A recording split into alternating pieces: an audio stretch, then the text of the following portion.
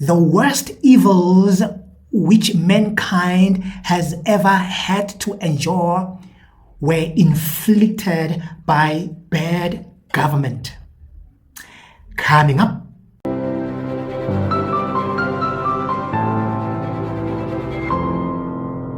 yo guys, now guys, our president is heartless. Cyril Ramaphosa, guys, is heartless. The guy hates us, eh? Cyril Ramaphosa doesn't have South African citizens' best interest at heart at all. And I've just discovered that it's not ignorance. No, it's not ignorance. The guy is just evil. The guy is just heartless. I mean, we all know why the youth of this country is unemployed. Why there is such a high level of unemployment, especially in the black youth in particular. We all know why black students, black youth perform badly in comparison to their white counterparts when it comes to universities and in other field of studies. We all know why South African citizens don't have water in townships and in other areas. Is because the ANC cadres have let in cartels to run water system, to run the municipalities. Is because the ANC cadres have let in the criminal cartels, the so-called water mafia, to run municipalities and the water system. We all know that's because of the ANC cadres. But for him to come and ask us these kind of questions, seriously? Why do South African women have to live in fear of the men of our country?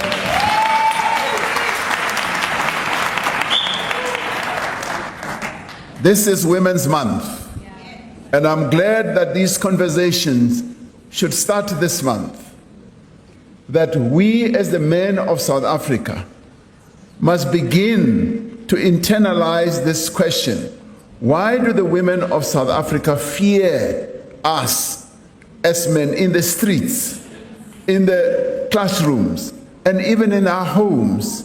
We need to ask ourselves those questions. We also need to ask ourselves, why do so many people live in abject poverty and so few live lives of opulence?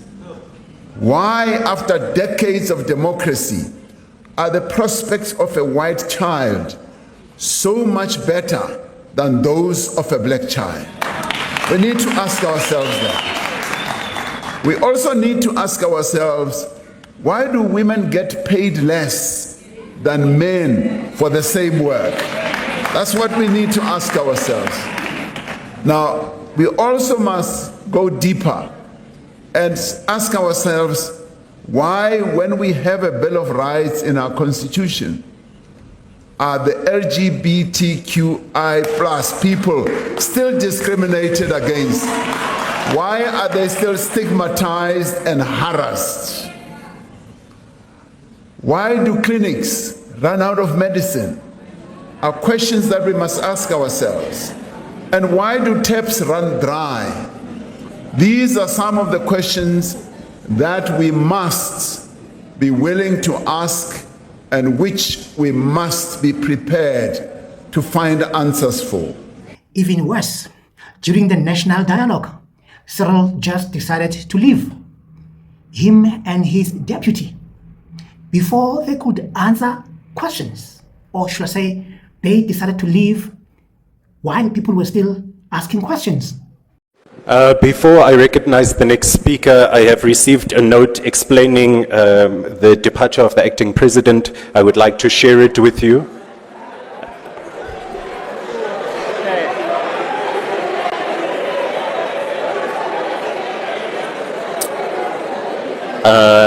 If I can please ask for the same respect I am affording you. If I can please ask for the same respect I am affording you.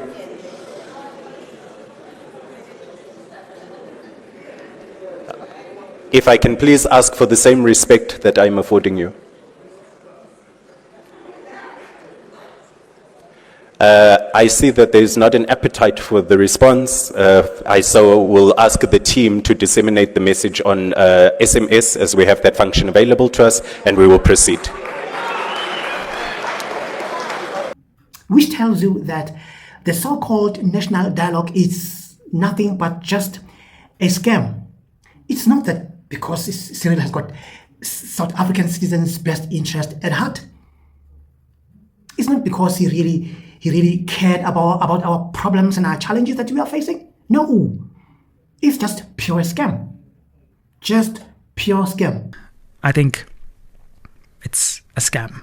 What I like though is that I'm not the only one who feels the way I feel about our president. Check this out. My name is Nelly Kwedi, the founder of Uphakamandota Foundation. Yazi, ndicela ungayi English, sorry for those who can't understand the English. Right now sifakwe ebhotileni, safakwa yafakwa amaphepha, yafakwa isanti, sahlohlwa, yavalwa, yogqanywa emanzini. It's like we are asked to heal. It's an abusive relationship whereby your husband who is better, the same perpetrator is coming back and say, please baby, heal. Sizawuqala dialogue right now. The same government who's abusing us is the one who also leader this dialogue. Because ngeli xesha bazabe bekhetha ngalabantu kuzokhethana naphakwa government. Sibuye thina sithi kubhlungu apha. How do I tell you kubhlungu phi kodwa nguwonibethayo? Awundingombi xa ugqiba ungomba uphinde uthi ncede nkosikazi ndiyakuthanda. Okokugqibela I'm not sure whether I'm angry or I'm hurt.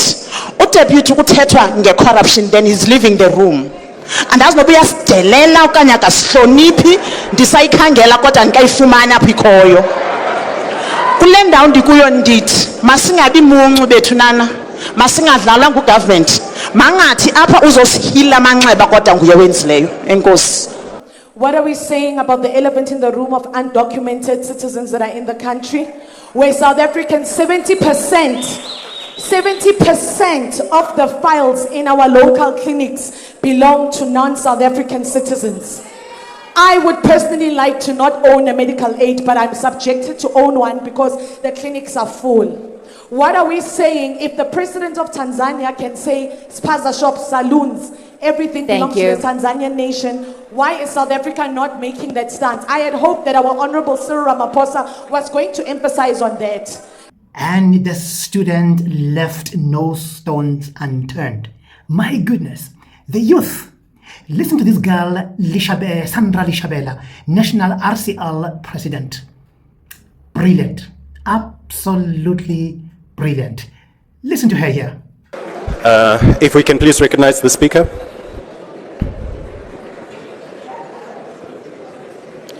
Okay. Can I please ask for us to respect the speaker? Greetings to everyone that is here, all the elders and the youth. My name is Leshabela Sandra, and I am the National RCL President, representing each and every learner in the Republic of South Africa.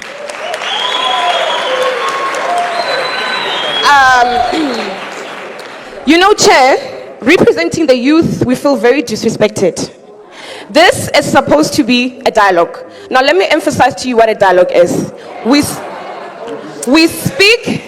our if I could concerns. please ask for you to pause. Can I please ask that we give her the opportunity to speak? Thank you.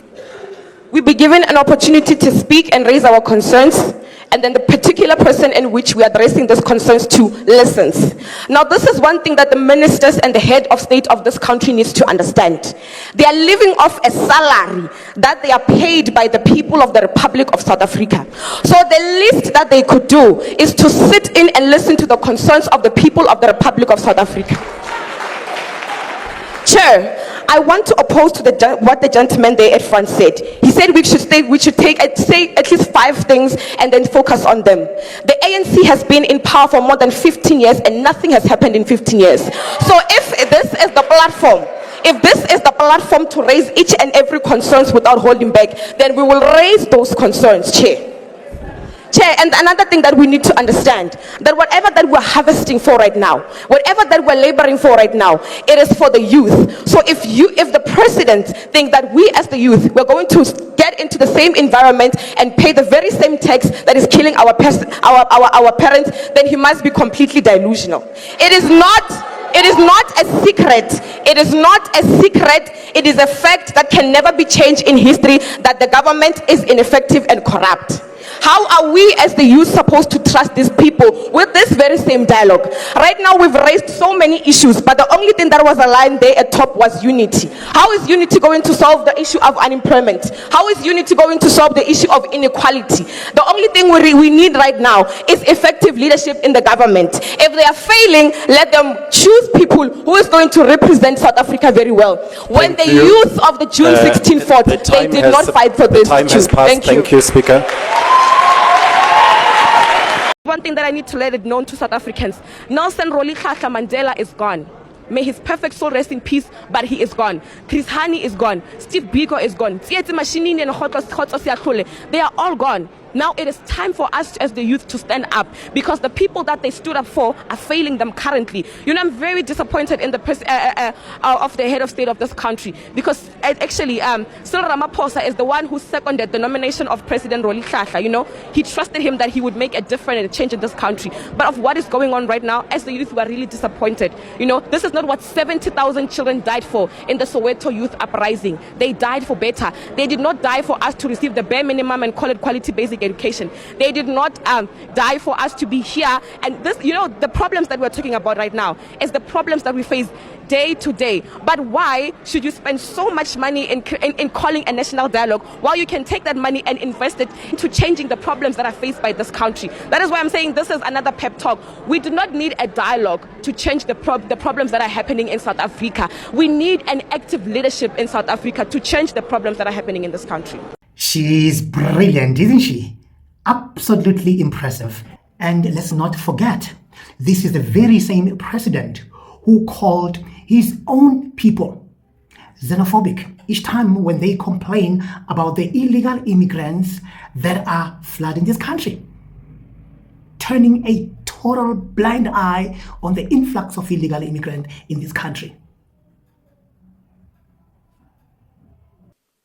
One of the most dangerous narratives today is the weaponization of migration.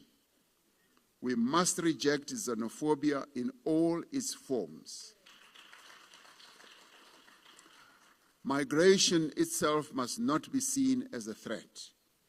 It is a consequence of underdevelopment, war, global inequality, not a moral failing of those who move in search of hope. As liberation movements, we must advocate for people-centered regional migration policies that affirm dignity, rights, and solidarity as well. Yeah, guys, we are on our own. We are absolutely on our own. Clearly, South Africans need to rise above this and fight for themselves. There is nothing else but we need to fight for ourselves. But again, I will have to mention this, guys, that in my viewpoint, the biggest criminal in this country, guys, also are the people who keep on voting for ANC.